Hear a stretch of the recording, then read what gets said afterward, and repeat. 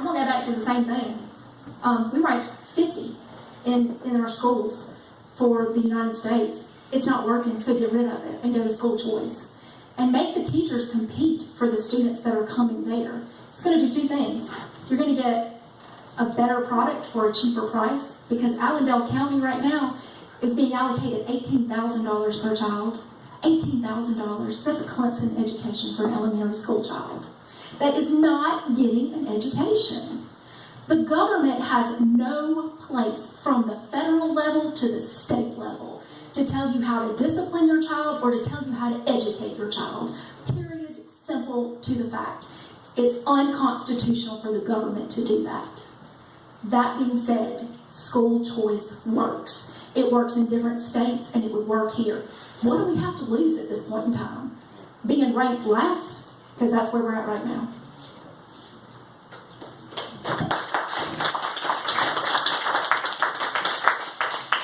At this point, I have a question that I would like to ask for the community in general, and that is, what is your plan at the State House level to reduce crime in southern Greenville County?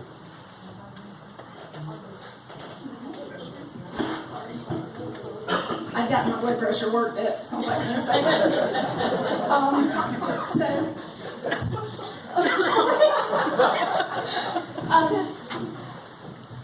The funding is there, but we have so many hands reaching into that bucket to fund our police officers. I read a report that said, this was last Thursday, our state troopers in Anderson, Pickens, and Oconee County, there was six on the roads for a 24-hour period. You want to know why we don't have enough officers? Because we got too many good old boys in Columbia. The funding is there. It needs to be allocated to y'all, the people that are paying for this area, for it to be given back. That's what local government's paying. That's what it's for. That's what it's meant to be for, and that's what it needs to be used for. So you know what? Start holding these people accountable.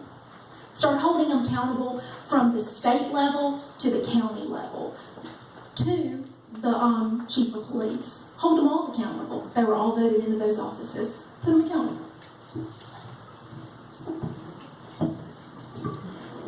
Yeah, this issue is pretty near and dear to my heart.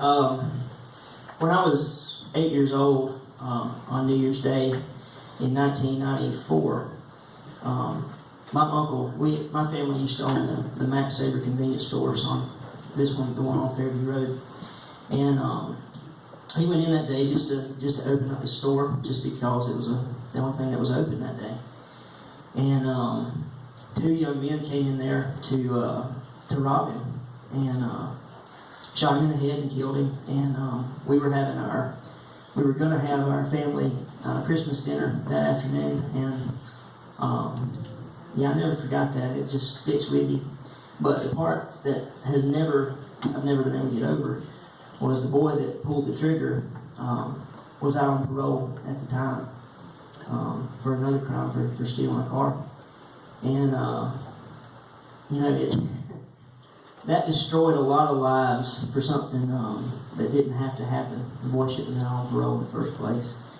And then, as if that wasn't enough, 6 years later, at another one of our stores, another one of my uncles was murdered in another armed robbery by two boys that, funny enough, we had hired people after Dickie got shot to stay with whoever was working at the store, just so they weren't by themselves. And those were the two boys that killed him and took his money. So crime is very personal to me, on a very, very, very personal level. And so I look forward to talking more about that as time progresses. Thank you. Growth and crime rate are hand in hand. We do not have enough officers, and I believe that we need to look at equipping our officers correctly when they're out there protecting us and serving. We need to take a look at technology. There's simple technology that we can place with them that can help them do their job. They're spending 42% of their time doing paperwork, guys. And there's something simple. It's and you'll have to forgive me because I'm going to have to look at my notes. But it's called a dragon speaking software. That basically means that when they are on site and there's been something, that they're able to speak details about that situation instead of getting back to the office and missing maybe some details, because details are very important. When they're standing in front of a judge and the judge has to set the bond, he has to know exactly the severity of what they've done. It's important for the details. So I would love to see our officers equipped with more technology. I think that it's going to save lives and it's going to save money. The officers that we have are doing a great job, and I appreciate every one of them. The problem we have is we don't have enough of them, and what they are required to do is pick up someone, and within the day, that person is usually back out of the jail. If we don't have a system out of the state, which is that's where it comes from, to be held accountable, if you've done 3 times, 3 strikes, you're out. Right now, there's 7 or 8 strikes, and you're still getting out and doing things. But if we have a system where the state says, when you do this 3 times, or you make this kind of a mistake, it may not be the exact same one, but you're a convicted felon 3 times, you're not getting out for 10 years. If people have something that they lose, they cherish, they won't do what they're doing right now. Right now, there's nothing losing. You get to do what you want, and you get back out again.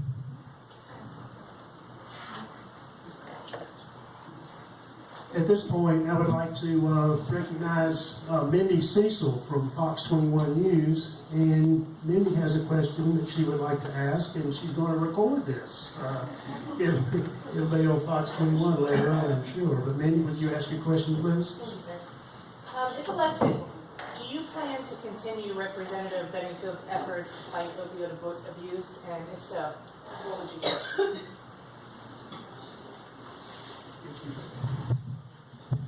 Yes, I am sad to see Eric leave. He's done so many great things for us down here. But one of the things he's started and has not finished is the drug issue, and we have to continue working on that. We need to hold the pharmaceuticals accountable for what they're doing. We need to hold the doctors accountable. But the big thing that we also have to hold accountable is the parents and the people that are with these people. They have to also do their part. I know you can become stuck on drugs by having a broken leg and be given too much Oxycontin and become hooked on it. But I also know that when you make a choice and you pick a bad choice, of people you hang around with, sometimes you do things you shouldn't be doing. So if that's your friend or your brother or your son, and you see them do something like that, you need to also step up and say, as someone who cares about them, that they need to also work on themselves. Because unless you know you have a problem, you don't see it. You're just going on, and that's a big problem I see. Absolutely. Eric has done some amazing stuff when it comes to the opioid issues. I would love to work hand in hand with him and anyone else, have conversations with our medical individuals and find out exactly what is it that we can do, kind of echoing what he said. We need to hold people accountable. When a doctor is overprescribing, we've got problems there. And it's so addictive. It's scary to think that someone innocently can have a surgery, go home with 30 pills when they really just needed maybe 5.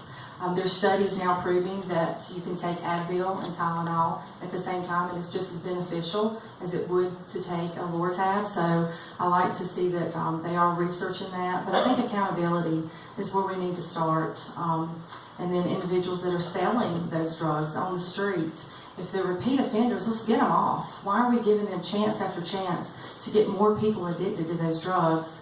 So that goes back to our law enforcement and making sure that if they're repeat offenders, that's known when they're standing in front of the judge. Every day, if you watch the news, you see another life that has been destroyed by opioid abuse. I know Eric's son was only 25 years old, and it broke my heart when that happened. And for 2 years prior to that, I had watched Eric every day post on Facebook of how many days his son had been clean. And it absolutely broke my heart when I woke up one morning and found out that his son had died. I'm waiting to hear what the committee is going to recommend, and I look forward to continuing that work, because that work is is second to almost nothing. I mean, it's so important that we heal this epidemic that is just crippling our state, our community, our country. And I look forward to doing whatever I can to continue Eric's legacy in the House for what he's been doing. Thank you.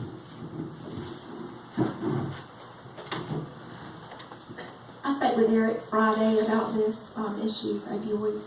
He said that he had put over 16 bills in the state that started not just with prescriptions of over abuse, really, coming from our pharmaceutical companies, but also he introduced a drug that could be administered that is not having to go to a methadone clinic or not having to go to a Suboxone clinic, but to go to your local doctor and get this. And it's being denied because you have to go through so much pharmaceutical bullcrap red tape to get the help that you need.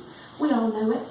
Every single one of us has probably been denied a medication that would work the most effective the first time, but your insurance won't pay for it. And it's the same thing that's happening here. It starts with a bureaucracy and it goes down to an individual that has a true need. The need there is accountability. I'm agreeing with what the other three said. I teach my children for every action there's a consequence. And we as parents have got to stand on that. For every action there's a consequence. But we love our children. We love our nieces, our nephews that have this problem and this issue. Let's get them the help they need, and let's get them on the medication to not only help them help themselves, but also improve their health overall.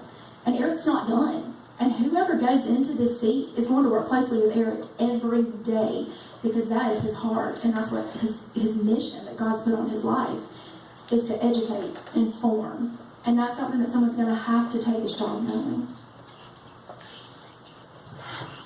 Thank you, candidates. At this point, we're going to change the format a little bit. We're going to loosen things up. We're going to have a more free-form discussion. We're going to make sure we have 4 working microphones. I'm going to back out for the next 10 minutes. I'm not going to say a thing. I'm going to turn this totally over to the candidates and let them have their say, whatever they want to talk about, and however way they want to do it. So we're going to have a 10-minute free-form session. And at this point, Bill, is your microphone working?